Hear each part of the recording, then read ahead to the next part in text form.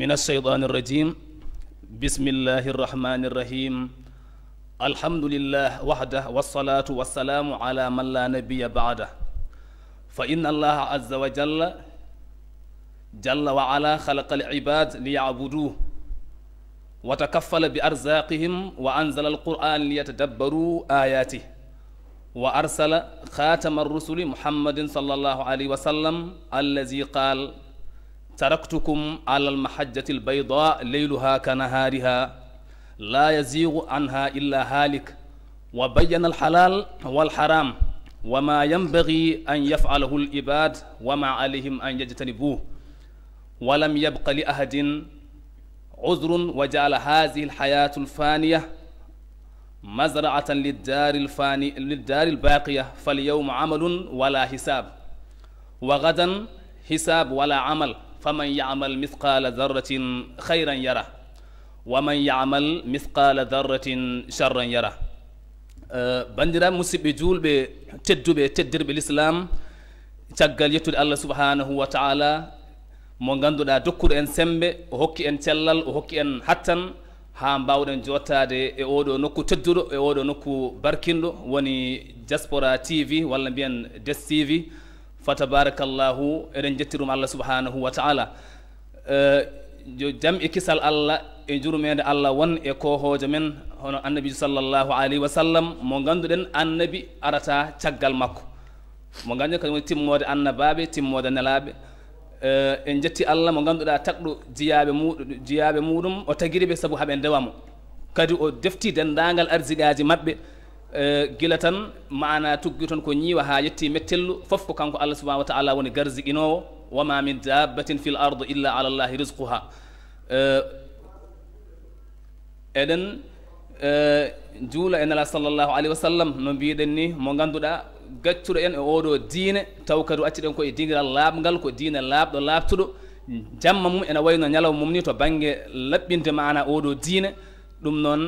kala hen ko julɓe poti hen gollude guila eko dagui o laɓɓinani ɗumen ha mbawi andude ko dagui ko o laɓɓinani ɗumen kadi dendagal gueɗe karmuɗe haaɓe mbawa ɗum rentade ɓe mbawa kadi woƴƴitade ɗen ɗon gueɗe ko nonne kadi eɗen mbiya tan kala golluɗo gollal moƴƴal heewi famɗi hayso ko foti e gabbel leydi mana o yiyat moƴƴere nde o gollunode ma o yoɓi ɗum ñande janggo yawmal qiyama kala golluɗo kadi ko ɓuuri famɗude e bonande ko ɓuuri famɗude e mana e gabbel leydi e bonande mana ma o yoɓe golle makko ɗum noon en garti e yewtere men andu diine ma taw kadi koɗo e diaspora tv fa tabarakallahu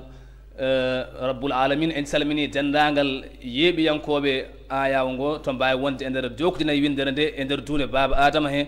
ko noonne kadi en calmini khalifaɓe men to banggue diine e khalifa men to banggue aada eɗen mbiyaɓe assalamu aleykum wa rahmatullah wa barakatuhu ɗum noon e yewtere men andu diine ma e ñalawma hande o eɗen jaada e al oustaz oumar doukouré fa tabarakallahu al oustazul akbar ceerno oumar doukouré ɗum noon ɗo emen nadde e nder toɓɓere he emen nadde e nder bunde yewtere he inchallahu taala alhadisuna al yawma nuqtatu tawhid woni toɓɓere mawdou yewtere meɗen hannde thème mo jiɗɗen yewtude koko faati e ko wiyete ko tawhid ɗum woni wotiɗinde allah tabaraka wa taala walla mbiyen gonɗinde allah subhanahu wa taala ɗum noon oustaz oumar doukouré bisimillah falyatafaddal mashkouran assalamu aleykum wa rahmatullahi taala wa barakatuhu eyi caggal yettude allah e julde nelaɗo allah sallallah alayhi wa sallam e no ceerno mansour sall wini en calmini bandiraɓe julɓe e gorko e debbo khilifaɓe men diine khilifaɓe men aada en calmini foof en juurima e bila tafarruqin wala taaddudin eywa en gari ɗo e télé ɗe ganduɗa ko diaspora tv en gari ɗo wallodirde e julɓe ɓe en garani jangguinde en garani hollude garɗen tan ko siftinde allah wi fa zakkir inna zikra tanfaul muminin waajo ene nafa julɓe enene kadi kala ɗo allah haali e qur'ana wiya li qawmin yasmaun walla li qawmin yaqiluna walla li qawmin yafahun walla li qawmin yazakkarun eyi allah kañum ala ta haaldude mo heɗata ko mo allah haaldara ko nanoɓe allah haaldara ko faamoɓe allah haaldara ko gonɗinɓe allah haaldara ko jaɓɓe enen noon eɗen ñaago Allah yo Allah waɗ ene ɓen amin eɗen ñaagono kadi joomen galle ɓe nde Allah ɓamtaɓe yeeso ha ɗo ɓe jiiɗi yettade ɗo kamɓe ɓiɓɓe julɓe kala eyi eɗen dutta kadi jaarowol ceerno Mansour Sall kanko woni sababu kadi garal men ɗo henna e yidde wallodirde julɓe no wirni tan eywa jimo goori wi fa inna khayra ma atanna wa shammara la hulfata ma fihi naf'un lil wara fa inna khayra ay ɓuri moƴƴude caggal en juule en jetti Allah en juule nelaɗo Allah sallallahu alaihi wasallam wa radiyallahu an shaykhina al makhtumi qutbil awliya tajil arifina sayyidina Muhammad ibn Muhammad salim tijani mo muqaddim wa khulafaihi caggal nde jettuɗen Allah julɗen nelaɗo Allah sallallahu alaihi wasallam eywa yo welede Allah won Cheikh Nam Tidiane Chérif caggal nde jettuɗen jinnaɓe memen nene e baba dendagal jinnaɓe julɓe kala machallah o wi fa inna khayra ma atanna ko ɓuri moƴƴude ko neɗɗo ene tamban wa shammara lahul fata ko sagata ene ñorona e gurdam mum ma fihi naf'un lil wara o ganduɗa ko nafoore windere nde foof hol ɗum gandal gandal ngal kadi ɓuri moƴƴude e gande foof ko gandal andude Allah gandal andude Allah ko ngal gandal woni nafowal sikki ala tubahoɓe mbiyeten tubahoɓe walla mbiyen chinois en walla mbiyen anglais en e woɓɓe ɓe jogui gande kono noon gande ɗe won noon payane Allah Allah kosirani ɗum ko gandal hay to fati Allah wiɓe wala dallina Allah wi gayril maghdubi alayhim wala dallina te enen so gandal haalama kamɓe nankenen koɓe anduɓe ɓe mbawi wadde men pilier awduno ɓe monta satellite aji télé mbawa dogde internet wawa dogde kono ɗum tagani ɓe anduttaɗe ɓe ganda Allah Allah wi ko ya'lamuna zahiran min al hayati dunya wa hum anil akhirati hum ghafilun ceerno eywa eɓe gandi ko feeñi adude mbawi waɗ ɗum manipulé kono ko faate e gueɗe Allah ɓe ganda wadde ko ɓuuri wadde important e neɗɗo anda holɗum o taguira Allah wi wa ma khalaqtul jinna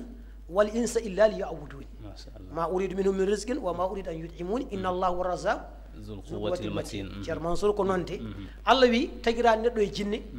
wona haydara so wona haaɓe ndewamo hay arsiki mabɓe ko kanko jogui donc wadde neɗɗo addira aduna ko hawrewa Allah wadde kala ko wawi wadde aduna he so wona dewal Allah ene wayno perti dewal Allah ngal noon wawa yaade sans gandal Allah wi arifuni qabla an ta'buduni fa illam ta'rifuni fa kayfa ta'buduni gande kam ko adi ndewrumi so ganda kam holo ndewirton kam nde gandirten ko gandal ɓuuri wadde important e dewal Allah wi nelaɗo Allah sallallahu alaihi wasallam iqra ko sikki de nde sumor adi jippade ceerno Mansour adi jippade joni noon ƴeewen holko pourquoi Allah adi jippinde iqra hunde fof ne jogui fayida hayso film mbatta a waɗa titre film ɗum wiyata bara'atul istidlal noon balaghe yanko mbiyata ɗum bara'atul istidlal so tem mbiɗa joni nuqtatulnal yawma hadisnal yawma tawhid mbiɗa yewtere men ko wottinde Allah ɗum wiyete bara ça veut dire que yewtere nde haala mayre nder mayre bool mayre fof yar tan ko yo Allah ande tawhid yo Allah ande gonɗine joni Allah ne kanko ne taari mo sohli rewede so wiyama dewal korka naati njuulu naati asakal naati hajju naati jokkere en ɗam naati et cetera te ɗum ɗon wawa heɓede gandal ala ɗum tagi wiya nela sa sallam salli julde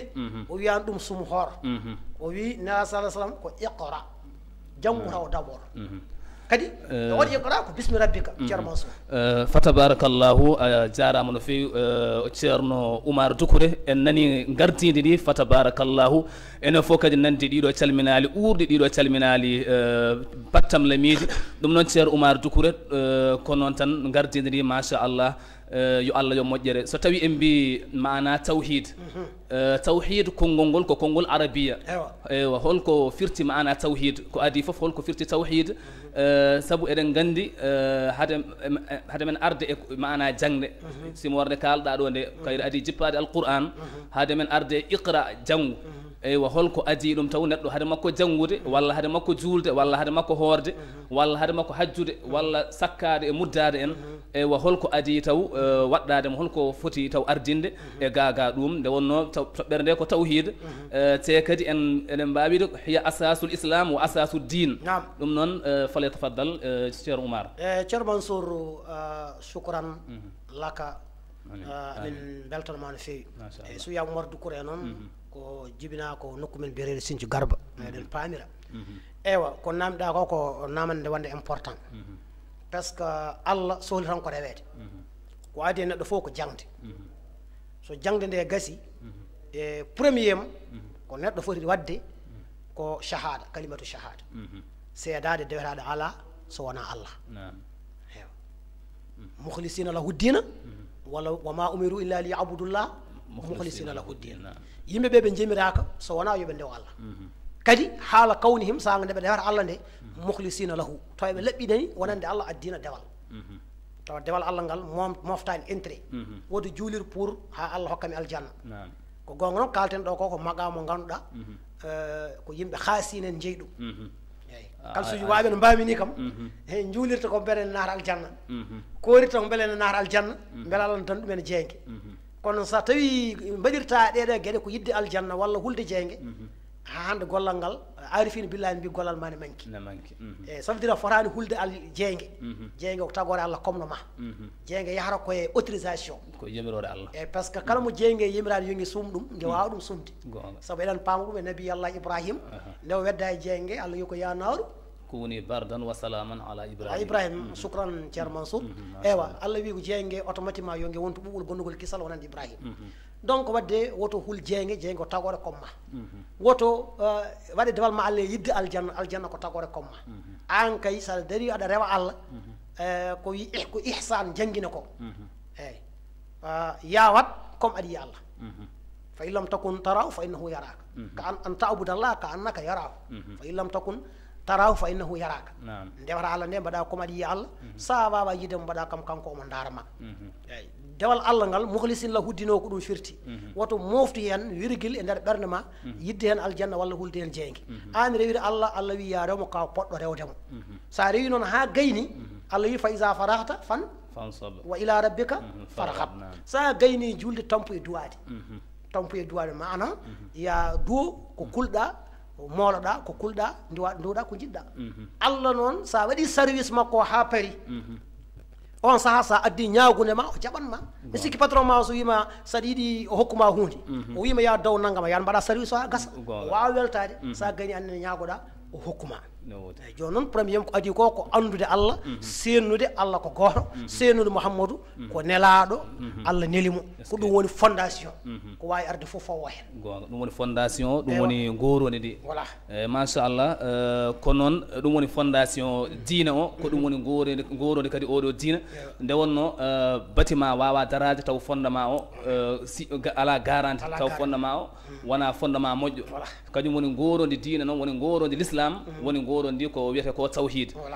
tawhid noon holko woni tawhid eywa kadi holno neɗɗo wawirta andet oɗo ko joom tawhid oɗo ko joom mana sirku billah oɗo ko baɗo sirku walla oɗo ko joom tawhid eywa holno yimɓe mbawata serdirde ɗum eywa holko serdi ɗum ceerno Oumar shukran ya ceerno Mansour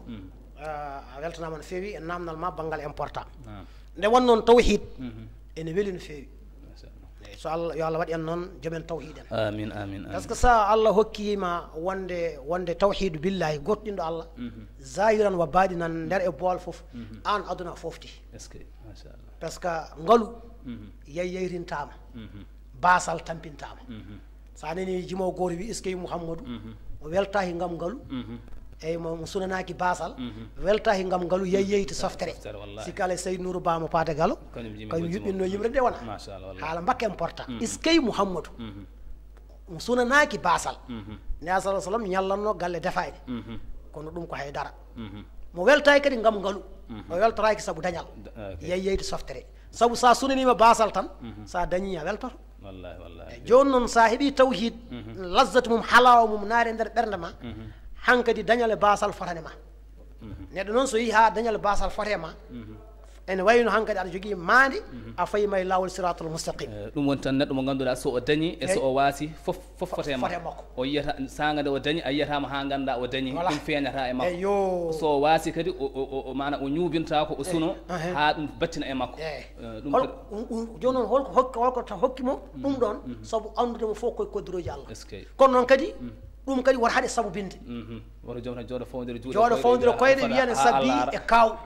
walla ne sabbi e baba tokoso walla ne sabbi e grand ɗanniɗo gonɗe caggal leydi ala neɗɗo yo sabubin bani adama taguira ko yo rew Allah ɗum woni sens ko tagira caggal ɗum o yo fewnu gurdam makko o fewna lahara makko wabtaghi fima ataka Allah daral akhirah kono kadi wala tansa nasibaka min ad-dunya wa ahsin kama ahsana Allah ilayka wa ahsin kama ahsana Allah ilayka wala tabghi al-fasada fil ardi wi wabtaghi dabbu an net fima ataka Allah e nder ko Allah addan ma ko Allah addan ma Allah dinima gandal Allah dinima ciusal Allah hokkima jambaragal Allah hokkima connaissance Allah hokkima pinal etc wasram wonko kokkada e nder ko kokkada don ko ittu hen mbaɗa partagé e windere nde so gandal waɗa partagé so jawdi waɗa partagé so hakkille so cellal woto yeeyir ɗum ɗon yimɓe ɓe doole ɗum noni ɗum firti waɓeteki ɗaɓɓu an neɗɗo fima ataka Allah nder ko Allah hokkuma e nder gurdam ma ho ɗaɓɓu hen addaral akirata galle lahara aljanna o fewnte mahre ko guila e aduna kono kadi wala tansa nasibaka min ad-dunya woto yejjiɗi gueɗal ma e aduna waref ma ko poɗɗa wadde aduna ko woto yejjiɗ ɗum eyyi kono kadi so Allah hokkima holko Allah waɗi fini so haala ka o yi wa ahsin kama ahsana Allah ilayka ko ɗon mankire ɗen ya moƴƴan tagore nde comme no Allah moƴƴiranma ni enen noon so wiyama moƴƴangol Allah hewɓe meɗen cikkata ko jawdi neɗɗo gila Allah tagmaran wanma bani adama Allah gayni moƴƴandema par ce que waddema bani adama o waɗanima kullel o waɗanima animal ene wayno Allah gayni moƴƴandema nema goɗɗo kadi ala nimatil islam taadi Allah moƴƴinima annene wa ahsin moƴƴan tagore Allah nde kama ahsanallahu ilayka oɗon Allah moƴƴinirma ewa wala tabghil fasada wota ɗoɓɓo bonande filarde nder leydi sabu Allah yiɗa tagore wonnoon ɗo haade baba adama arde ɓe bonnuno Allah fewnir leydi ndi waɗinde bale Allah ne wi wala tufsidu fil ardi ba'da islahiha war bonne leydi ndi caggal leydi ndi moƴƴitinama fewntinama ceerno Maysour fa tabarakallah ko noon tigui a jarama no fewi ceerno Oumar Doukouré yo Allah yoɓ moƴƴere yo Allah nurɗin gandal ngal machallah bandiraɓe paami tigui rigui yewtere nde no hannirta ni ko jiɗɗen mana ganduɗa hoore ma yewtude koko yowiti e tawhid ko eywa ɗum noon ɓeydoɗa yañande en ɓeydoɗa faccirande bandiraɓe haaɓe mbawa andude ko holko woni tawhid eywa holko woni wottirinde Allah tabaraka wa taala taw kadi koko suuɗi eko feeñi nde wonno juulde nde eywa habbirde Allahu akbar assalamu aleykum juulde e hoorde en hajju en ɗum ɗo foof saɗa waɗa ɗum taw ko e sifa mo ganduɗa koye taw koye sifa laɓɓinde ko wiyete ko ikhlas ɗum noon ko tawhid namdi so tawi neɗɗo anda ko wiyete ko tawhid ne wawi rendidinde Allah e goɗɗum eywa o waɗa o wasa jaɓanede wona o tampani mere ɗum noon yo Allah dandu en e tampande mere taw joomum ko gollata ko ene wajji hen goɗɗum Allah eywa ɗum ɗon yiddetinede e yidde nanede e yidde manede en eywa ɗum ɗo ene jeeya eko bonnata golle neɗɗo o ɗum noon holno yimɓe mbawata rentorade beele ko gollata ko golle ɗe ene kisa mbawa kadi mana fandinde nden ɗon moƴƴere ceerno Oumar shukran ya ceerno Mansour Sall o kalɗa ɗo ko hunde wande fayida ɗum ɗon noon wawi dañorede tan ko gandal so wiyama gandal noon wona yimɓe fof mbawi dañde occasion janggude sa janggani won namniɗo sa namnima rek so ɓooyi heɓat gandal par ce que woni gueɗe ni hen waɗanma hen wallanma hen tan ko andude par ce que sa anda danger ji kewɗi a wawa rentade saabu Allah wi innama yakhsha Allah min ibadihi al ulama innama adatu hasrin ay yakhsha Allah ay hular Allah e gonga haqiqa kulol Allah min ibadihi jiyab makko al ulama ko anduɓe mabɓe andi mbi cuule jinne meeɗi rewde nder wuuro suwaɓe nde yeno gulla he jinne ya ɓoye jinne o darti wiya ha on ganda sinno ko bawiraɓe mon gonno ndewata e jinne joni noon tawhid mokka namdiɗa o ceerno Mansour o wi jimo gor wi alhamdoulillahi lesi gada farada yettode wodini Allah jettode noon ko nayyi hamdu qadimin li qadimin hamdu hadisin li hadisin hamdu hadisin li qadimin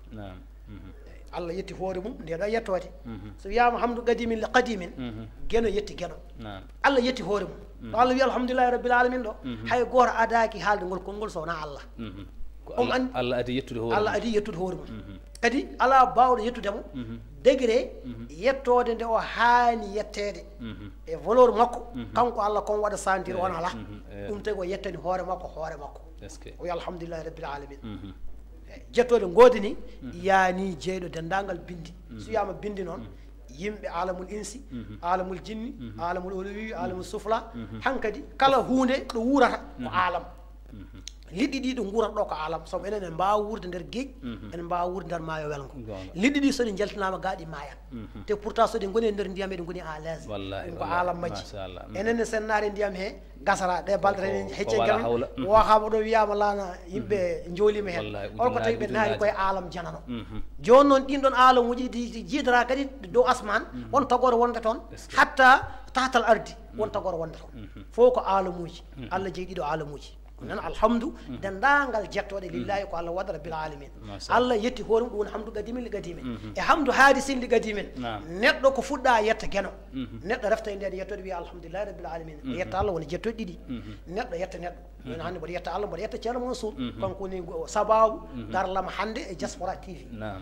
ce que aɗa faami yetti Allah ko yetti kadi ceerno Mansour ɗum woni neɗɗo yetta neɗɗo hamdu hadisin li hadisin ko fuɗɗa yetta ko fuɗɗa e quatriéme yettode nde ɗo Allah yetti neɗɗo ɗo noon weeɓay sabu Allah ko boromta jarrubatuji Allah jarribto so jarribima noon ɓuuri hen hewde tar ɗumen ko waɗɓe positif pour négatif e jarrubuyi Allah weeɓay sabu wi wala nabluwannakum bi shay'in min al khawfi wal ju'i wa naqsi min al amwali wal anfusi was samarati kono wa basiri sabirina alladhina idha asabatum musiba qalu inna lillahi wa inna ilayhi raji'un machallah anna baɓe hewɓe Allah jarrimama ɓe ba men adama ali walam jejjilo asma min tawade makko pellital sabu Allah haɗino mo lekki o ñaami kono kadi fof ko koddiroji Allah Allah noon manti annabi Ayub e ref makko molili 7 ans est ce que Allah wi ni'mal abdu taare maccuɗo to Allah yahar noon ha manta maccuɗum no tawan maccuɗo o jarabuyo o daari o jaribi mom kono tawi alhamdulillah iblis heɓani makko yiɗi o heɓani makko gueɗal e voilà yo machallah joni noon yettode wodini Allah parlinɗo alal wara e dow windere nde taw hiidu wohɗindemo kanko Allah waddemo kanko tan foti rewede piɓa ganda ko Allah tan woodi so rafi ganda ko Allah addi so cellal ganda ko Allah addi so ngalu ganda ko adda addi so basal ganda ko Allah addi kala ko hemma ɗum wiyete ha joni iman won iman l'iman billah eyyi sabu en janggui ceerno Mansour waɗi ko gueɗe tati janggui Jibril jippinoma e nelaɗo Allah sallallahu alaihi wasallam zata yawmin ñalawma goto e dal Kaabati nelaɗo ene jooɗi sara Kaaba fa asnada rukubatay ila rukubatay kanko Jibril o ƴetti koyɗe makko o tuune koyɗe nela sa sallam seydina Oumar so mi jirani kañum filli hadis o wallahi o faami o isɗal wa zata yawmin isɗala alayna rajulun ñalawma goto amin jooɗi gorko goto ari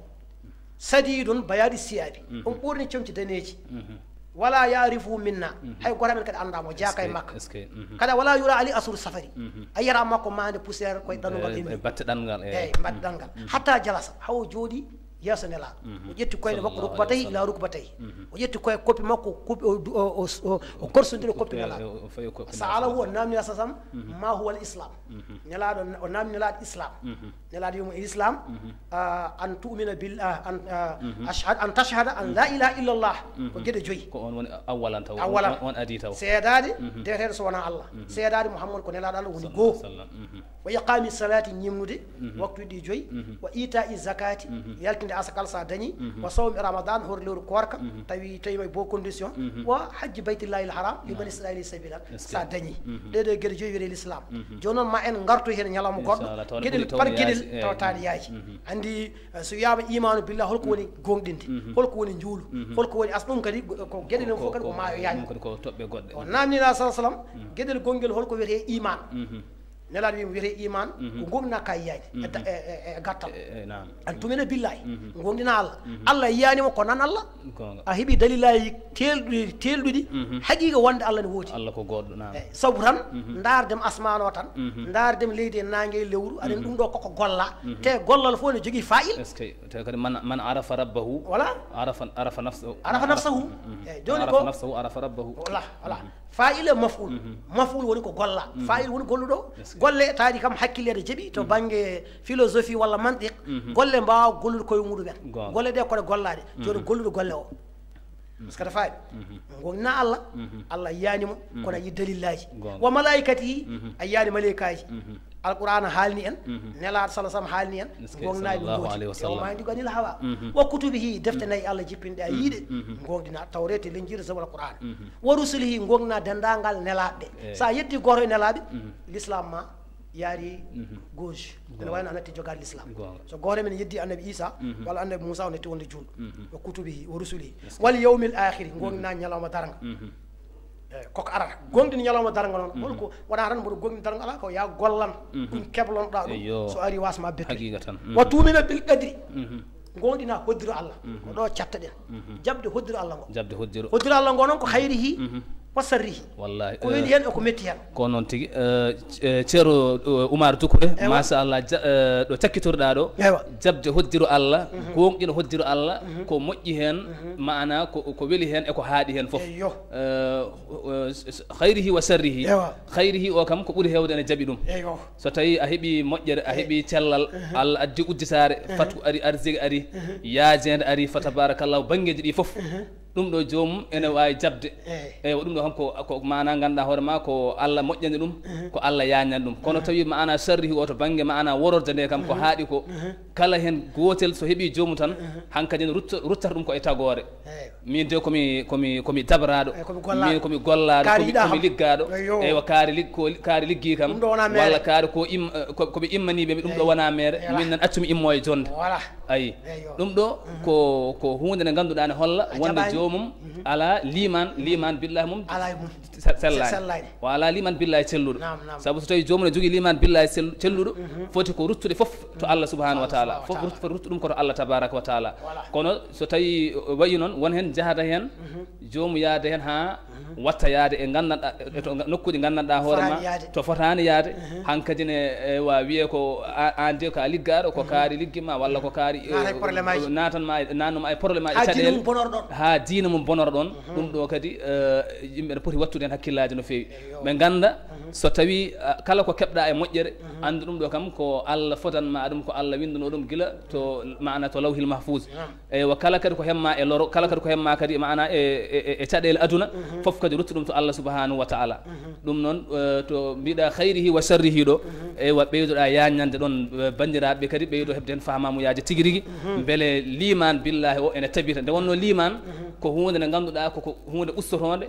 sababude gollal hunde ɓeydotonde sababude golle moƴƴe ɗe ene taga liman billahi ma ɓeydo won golle ɗe neɗɗo gollata noon ene wona sababu ha liman billahi makko ne usto kone usto ɓeydota ko noon so ɓooyi tan gasat ɗum noon wa shukran ceerno Mansour eywa imanu billahi kaalaɗo o hay ɗo mbiɗa ɗo ko moƴƴi ho yimɓe ne jaaɓa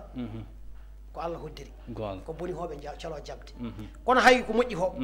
woni yimɓe heɓoɓe ko moƴƴi ɓe cikkata ko saabu tinnare ma ko wakkila jomum wiyata ko doole mum walla feere mum so jomum dañi moƴƴere ɓooli he rutto manta Allah e nder moƴƴere kono yirata ko saabu hande ko jangdam walla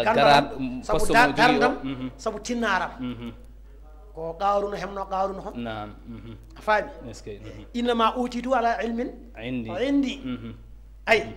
par ce que kanko o wonno trahir Youssef Bunnun e Kalibu ko annabi Moussa hokkunoɓe sirru o o hefti sirruji ɗi pop o rendini so ñaaguima Allah hayso leydi wonta kanŋe ɗum woni mane ma innama fatiha latunu bil usbati ɓe mbima an holno keɓirɗa ɗum o innama utitu ala ilmin min indi ɗum ko gandal hoorem keɓrumi ayi o yejjiti Allah te ko ɓuuri hawnade e zamanu hande o kala ballaɗo ha woni o yejjiti ɗo wallaɗo wonno sababu ɗo eyyi ko mbiɗa hayrihi wa sarrihi o ɗum kadi Allah haalima alquran oustad Doucouré walla ɓen ceerno Oumar Doucouré ene wayno technicien ji ne kolla en wonde ko hojomaji ɗi tan keddorɗen fa tabaraka ɓen to gonɗa ɗo noon alhamdulillah rabbil alamin to gonɗa ɗo ka cofɗo ɓandu ndu fuɗɗima wulde no fewi kono noon komi mbiyata ko kala ko yonata so tawi seeɗa dañama hen tan yo yon ɗum noon mbaynodira e bandiraɓe yeeɓiyankoɓe kadi holko woni wasiyama e mana e rendo ngo e yeeɓiyankoɓe inchallahu taala eyyi assalamu aleykum wa rahmatullahi marawo ko mbiyata ko jaaɗo jaakurondi koye galle janano gonɗen kadi ko télé gonɗen ko para hojomaji yarata e seeɗa ala ko barka woɗi ko dañanen ko yo Allah jaɓan en eɗen calmina hilifaɓe diine pop e hilifaɓe aada foof eyyi ko Allah dayi limtude en jiiɗa limtude ɓe limtan ɓe so tawa hokkoyi ñande wonde inchallah ma en gar goto hen foof kaalen ɗum fodde mum fodde ko ganduɗen ko eɗen jogui ko kalɗen e Fouta eɗen jogui kalɗen e seereɓe men jambere men anduɓe men en dañani sowona leñol ngol eyyi wettudema an ceerno Mansour yani sall jeyaɗo nokku men Matam ko ɗum ɗo ko laab nderagal ari yi ko jiimi ko ganda ko ganmi ko tina ko tinmi ko ɗum ko yidde laabde ɓerde waɗata ɗum e leñol ngol mboɗo wasiyoɓe e laaɓodirde ɓerde kala jiiɗo moƴƴere yo noddu bandum kala jiiɗo damal dañal damal udditare yo noddu bandiho sa dañi bande dañi dañal yaaji on pofti e so mbi so tawi a awat kokka neɗɗo liwngu hokkuma wasa hollum walluma wawa awde joni so tawi lewru maydu foof aɗa jogui miñiraɓe tarnayo a neldan 500 000 sa walli goto mabɓe yeehi watti neldude 100 000 francs andi joni an ko 400 000 neldata a walli goɗɗo yeehi watti neldude 100 000 francs wona ko 300 000 neldata a gañima 200 000 askat faami o yeehi wattu neldu 100 000 francs a watti moftu 300 000 a dañani bénéfice so ya ɓoyi kamɓe fof soɓe jeehi soɓe kamɓe fof soɓe jeehi so ɓoyi a nattat wadde ƴetta retraite donc mbasirtoɓe leñol ngol ko wallodirde wallodirde kadi gaccen haalde yimɓeɓe ko boni ƴeewen golle moƴƴe ɗe kaalen ko boni ko gaccen bisimilla eyyi machallah ko noon tigui a jarama ɗum noon bandiraɓe musidɓe tedduɓe yeeɓiyankoɓe ayawo diaspora TV walla mbiyen Des TV yewtere moon andu diine ma ɗum noon wonno koɗo men hannde ko ceerno Oumar Doukouré eywa en beltanimomo no fewi no fewi no fewi eɗen mbiya yo Allah yoɓmo moƴƴere kanko foof e jogade gantuji to banggue ɓittoji ɗi e faaɗoji foof o acci haajuji makko e hammuji makko foof gam arde yaajude emen e ndeɗo yewtere wiyeten andu diine ma ɗum noon eɗen jettamo no fewi eɗen jarnamo ɗum noon ceerno Oumar yo Allah yoɓ moƴƴere yo Allah sembina yo Allah sellin yo Allah juutnu nguuraɗam ha juuta wonda kadi e cellal duumigal ɓooya kadi naftude e leñol ngol ɓooya duusde kadi leñol ngol inchallah ɗum noon ko musidɗo moon almudel moon oustad Mansour Sall khadimul ilmi wal ulama'i wal muslimina jami'an wa ɗum noon eɗen mbiya tan in uridu illa al islaha mastata'tu wama tawfiqi illa billahi alayhi tawakkaltu wa ilayhi unib wa akhiru da'wana anil hamdulillahi rabbil alamin assalamu aleykum wa rahmatullah wa barakatuhu